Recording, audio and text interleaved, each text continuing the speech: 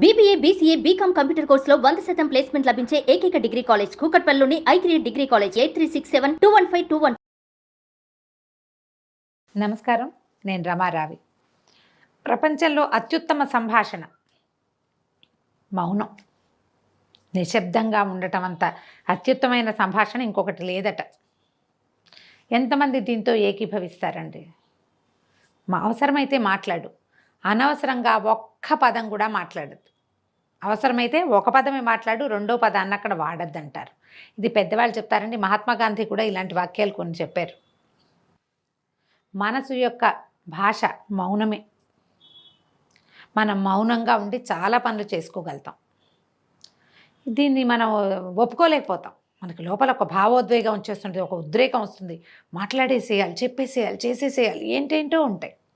ఒక చిన్న కథ చెప్పుకుందామండి. ఒక పల్లెటూరులో ఒక అతను ఉండేవాడట. ఆయన మహావాగుడుకాయ. నేను అది చేస్తా, ఇది చేస్తా, అది చేయగలను, ఇది చేయగలను, అక్కడికి వెళ్ళాను, ఇక్కడికి వెళ్ళాను, అది చూశాను, ఇది చూశాను, నాకు తెలియంది లేదు, నాకు రాంది లేదు, నేను చెయ్యంది లేదు, నేను చూడంది లేదు, ఇలా వాగుతూ ఉండేవాడట. ఎప్పుడు వాగుడుకాయగానే ఉండేవాడు, పెద్ద మనిషి. అయితే ఒకసారి ఏమైందట, ఒక స్నేహితుడు ఎవరు అన్నట్ట, నువ్వు అన్నీ చేయగలవు, మన ఊళ్ళో ఉన్న నడకశ్రీతో పాటు కొండలెక్కలేవు నువ్వు అన్నాడు. ఆ ఊళ్ళో ఒక నడకశ్రీ ఉన్నాడు. ఆయన ఏమిటి తెగ నడుస్తాడు, కొండలు గుట్టలు అవలీలగా ఎక్కేస్తాడు. అతనితో పాటు నువ్వేం నడవలేవంటే ఈయన అన్నాడు, ఎందుకు నడవలేను, నేను తిరుపతి కొండ 3 సార్లు ఎక్కి దిగాను, ఎక్కి వెంటనే దిగేశాను కూడాను, నేను అంతవాడిని ఇంతవాడిని, నేను తప్పకుండా నడవగలను, పందెం పెట్టమన్నారు. అయితే ఏం పందెం వేసుకున్నారు? ఒకవేళ నువ్వు ఓడిపోతే ఇక మాటలు మానేయాలి, ఈ ధోరణి మార్చుకోవాలి, నువ్వు గెలిస్తే నీకు ఒక 1000 రూపాయలు ఇస్తామని మిత్ర బృందం అంతా ఈయన గోల పడలేకనమాట డబ్బులు కట్టారట. ఇస్తామన్నారు, 1000 ఇస్తామన్నారు. అక్కడి నుంచి ఈ నడక ఈయన్ని, ఆ నడకశ్రీని, పెద్ద మనిషిని నడకశ్రీని ఇద్దరిని కొండగుట్ట దగ్గర వదిలిపెట్టారు. ఇద్దరు ఆయన నడకశ్రీ ఒక నవ్వుమొహం పెట్టాడు, ఒకళ్ళనొకళ్ళు పలకరించుకున్నారు, కొండ ఎక్కడం మొదలుపెట్టారు. నడకశ్రీ చులాగ్గా నడుచుకుంటూ వెళ్ళిపోతున్నాడు. మన పెద్ద మనిషికి పక్కన మనిషి కనపడంగానే వాడికి ఏదో ఒకటి చెప్పడం అలవాటు. ఇక మాట్లాడి మాట్లాడి మాట్లాడి ఒక 10-12 నిమిషాలు కొంచెం ఒక 200-300 అడుగులు ఎక్కేసరికి అయిపోయింది ఈయన పని. నాలుగు బయట పెట్టేశాడు, గసొచ్చేస్తోంది, పై ప్రాణాలు పైన పోయేలాగా ఉన్నాయి. అయితే నా వల్ల కాదు, ఇక నేను ఎక్కలేనంటే అతను నడకశ్రీ నవ్వుతూ అప్పటిదాకా అంటున్నాడు, తల ఊపుతున్నాడు అంతే. నవ్వుతూ ఏం చెప్పాడట, మీరు ఎక్కగలరండి, ఎవరూ ఎక్కలేనంత పెద్ద గుట్ట కాదు ఇది, మీరు మాట్లాడుతున్నారు, అందుకే మీరు చేయలేకపోయారు. చూసారా, మాట్లాడితే చాలా చేయలేమండి. మాటలు తగ్గించి ఏం చేయగలమో చూడండి. ఇది అందరికీ కాదండి, కొంతమంది ప్రత్యేక వ్యక్తులు ఉంటారు. ఏదైనా ఒక సంఘటన జరిగిందనుకోండి, దాని మీద నాకు చెప్పి, పక్కింటి వాళ్ళకి చెప్పి, అమ్మకి చెప్పి, నాన్నకి చెప్పి, ఫ్రెండ్స్కి చెప్పి, ఫేస్బుక్లో వాపోయి చెప్పి చెప్పి చెప్పి చెప్పి చెప్తూనే ఉంటారు. చెప్పడం వల్ల, మాట్లాడడం వల్ల ఏది మారదు. జరిగిపోయింది ఒక్క పిసరు మనం మార్చలేం, ఒక్క నిమిషం రాదు. దానికోసం ఇన్ని 100 నిమిషాలు వృధా చేయాలా మనం? అక్కర్లేదు. నా కోసం మీకు చెప్పుకోవాలంటుంటారు, నాకు కూడా చెప్తారు కొంతమంది. కష్టం చెప్పుకోవాలి, ఆ కష్టం చెప్పుకుంటే తీరదమ్మా, వదిలేస్తే తీరుతుంది. మౌనంగా దాన్ని దిగమింగి పొట్టలోకి తోసేయండి. పొట్టలోకి వెళ్ళిన పదార్థాలన్నీ పచనం అయిపోయేవాడి దారిని అవి పోతాయి, బయటికి పోగొట్టేయండి.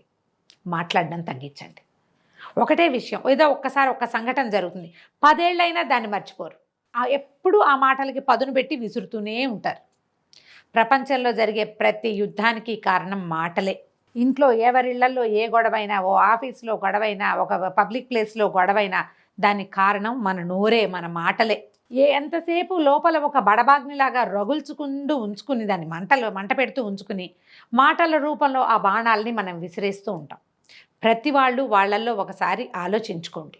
మన ఇంట్లో జరిగిన దుస్సంఘటనలు, చికాకులు, ఇబ్బందులు, వీటి వెనకాల మన నోరు ఎంతవరకు ఉంది? మనమే కాదు, మాటలు కూడా. మనము అసందర్భంగా మాట్లాడతాం. ఏదైనా ఒక్క విషయం మనకు తెలిస్తే దానికి మనకు అర్థమైన రీతిలో 4-5 రంగులు వేసి, వాలంటరీగా కావాలని కాదండి, కానీ అలా చేసేస్తాం. ఎవరెవరికి మనం ఎన్నెన్ని చెడ్డ మాటలు అందించాం, ఎవరెవరి గురించి మనకు అక్కర్లా వాళ్ళ గురించి మాట్లాడడం మనకు పనే లేదు, అయినా వాళ్ళ గురించి మాట్లాడతాం. ఇందులో సినిమా యాక్టర్ల దగ్గర నుంచి రాజకీయ నాయకుల వరకు, మన ఫ్రెండ్స్ నుంచి కొలీగ్స్ వరకు, పక్కింటావిడ విషయం కూడా ఎవరికైనా చెప్తాం. మనకేం అవసరం లేదు, అయినా కూడా మన ఇంట్లో వాళ్ళ గురించి ఎవరికైనా చెప్పుకోవటం. బయట ఏదైనా జరిగిందంటే అది మన వాళ్ళకి సంబంధించి మాట్లాడేసుకోవటం. ఎవరైనా పోట్లాడుకుంటుంటే వాళ్ళ వెనకాలో వీళ్ళ వెనకాలో చేరి ఇంకో 4 వాక్యాలు అగ్నికి ఆజ్యం పోయటం, అంతా నోరు వల్లేనండి, అంతా నోరే. ఒక్క పూట కామ్గా ఉంటే ఎలా ఉంటుందో ఆలోచించి చూడండి. భర్తలతోటి తగాదాలు, నువ్వంటే నువ్వు, నువ్వంటే నువ్వని చివరికి కొంపలు ముంచుకుంటాం. తర్వాత రిపెంట్ అయినా వెనక్కి రాదు.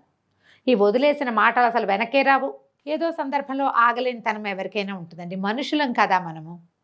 కానీ ప్రతిసారి ఆగలేనితనం ఉంటే ఎలాగండి?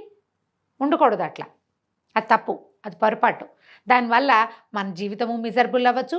ఎదురుకుండా ఎవరెవరి జీవితాల్లో, చుట్టుపక్కల వాళ్ళ జీవితాల్లో అగ్నికి మన నోరు కారణం అవుతుందేమో ఆలోచించుకోండి. దీనికి మన లోపల కూడుగట్టుకుపోతున్న అసహనం కారణమా, ఏదో ఇరిటేషనా మనకి? దేనివల్ల మనం ఇట్లా అతిగా మాట్లాడి అతిగా చెప్తున్నాము? ఒక మామూలు విషయాన్ని విని దానికి కొత్త రంగులు ఎందుకు అద్దుతున్నాం మనం? ఏం నేను కరెక్ట్గా లేనా, నాకేమైనా జబ్బా అని ఆలోచించండి. అప్పుడు అర్థమవుతుంది మనకి జబ్బా, మనం వాళ్ళని చూసి ఓర్వలేకపోతున్నామా. అది ఆలోచించుకుని దానికి ప్రతిక్రియ చేసుకోవాలండి. ఎందుకంటే ఎప్పుడు నేను ఒక మాట చెప్తాను, నా వీడియోలు వినే వాళ్ళందరికీ తెలుసు, ఏ కట్టెకి నిప్పుంటే అది ముందు కాలుతుందండి, అది ఇంకో దాన్ని అంటిస్తుంది కూడాను. ఏమీ లేవనుకో అదే కాలిపోతూ ఉంటుంది.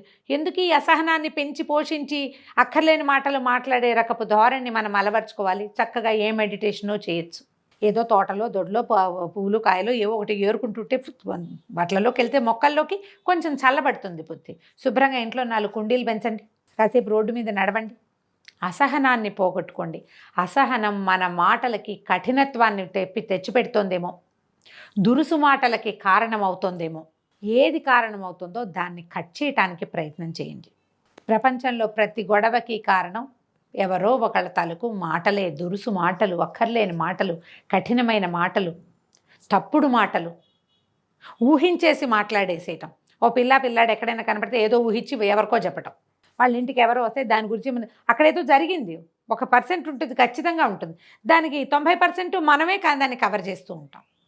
ఇలాంటి ఏ ఐడియాలజీ ఉన్న వాళ్ళైనా అమ్మ సర్దుకోండి, సరిదిద్దుకోండి. దీనివల్ల మన కుటుంబము రచకెక్కుతుంది, మన కుటుంబంలోనూ సమస్యలు వస్తాయి, మనకి జబ్బులు వస్తాయి, అనారోగ్యాలు పాలవుతాం.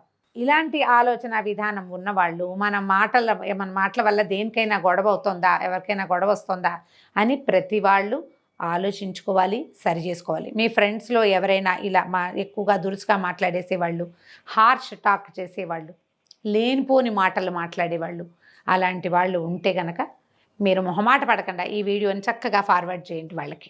అసలు మొహమాట పడద్దు, నేనే చెప్తున్నా కదా క్లియర్గా కదా. కాబట్టి ఏమీ మొహమాట పడకండి, చక్కగా వాళ్ళకి పంపించేయండి. నువ్వు ఇది తగ్గించుకో, నీకేమైనా జబ్బేమో చూసుకో అని చెప్తున్నాం మనం. లేదా నీకు ఇంకేదైనా ప్రాబ్లం ఉంది లోపల. ఒక్కొక్కసారి ఏమవుతుందంటే మనకి ఏదో ఒక ప్రాబ్లం ఉంటుంది, దానికి ఎక్కడ సమాధానం లభించదు, చుట్టుపక్కల అందరూ హాయిగా ఉన్నారనిపిస్తుంది, నాకే ఎందుకు ఈ ప్రాబ్లం వచ్చింది అనిపిస్తుంది, నేను ఎప్పుడు ఎవరికి ఏం చెడు చేయలేదే అని ఆలోచిస్తూ ఇప్పుడు చెడు చేయడానికి పూనుకుంటాం మనం. అలా చేయకూడదు. సాధ్యమైనంత మౌనాన్ని ఆశ్రయించండి. దీనికి ఒక చిన్న టిప్ చెప్తానండి. మౌనానికి సంవత్సరంలో కొన్ని రోజులు మనం ఉపవాసాలు ఉంటాం, నెల కూడా వస్తాయి, ఏకాదశులు ద్వాదశులు వస్తాయి కదా, సోమవారాలు, శనివారాలు, మంగళవారాలు, మనకే బుధవారం, గురువారం, బాబాగారికి గురువారం, వినాయకుడికి ఇంకో వారం, ఇలా పెట్టుకుంటాం కదా. ఆ వారంలో కనీసం ఫ్యూ అవర్స్, కొన్ని గంటలైనా మౌన వ్రతం తీసుకోండి. మీరు ట్రై చేసి చూడండి. ఇది ప్రతి వాళ్ళు అప్లై చేయొచ్చండి. వారంలో ఒకరోజు మౌనంగా ఉంటే మరీ మంచిది. కాకపోతే మనం బయటకు వెళ్ళాలి, అవుటింగ్ ఉంది, సోషలైజ్డ్గా జనాల్లోకి వెళ్ళాలి, అప్పుడు మౌన వ్రతం పెట్టుకోబోకండి. ఒకవేళ మనం ఇంట్లో ఉంటే కనుక అస్సలు ఫోన్లో మాట్లాడద్దు, చిట్ చాట్ చేయబోకండి, మెసేజ్లు కూడా చేయొద్దండి, మానేసేయండి. ఎంత ప్రశాంతంగా ఉంటుందో చూడండి, అలవాటు చేసుకోండి అమ్మ మౌనాన్ని. ఒకవేళ మీరు మాట్లాడకుండా ఉండలేకపోతే రైట్ ఇట్ అప్, రాసిపారేయండి. దాన్ని రాసాక విసుగొస్తుంది, అప్పుడు మానేస్తాం. మనం మాట్లాడితే అవతల వాళ్ళ బుర్రల్లోకి వెళ్ళిపోతాయండి, మనం కూడా వదిలేస్తాం. రాసేమనుకోండి, అది మనం కంటితో చూస్తాం కదా, మనం ఎంత పిచ్చి రాతలు రాస్తున్నామో మనకు అర్థమవుతుంది. ఓసారి ట్రై చేసి చూడండి, ప్రయత్నించి చూడాలి దీనికోసం. ఈ వీడియో కనుక మీకు నచ్చినట్లయితే లైక్ చేయండి, షేర్ చేయండి. మరిన్ని ఇంట్రెస్టింగ్ వీడియోల కోసం సుమన్ టీవీకి సబ్స్క్రైబ్ చేసుకోండి.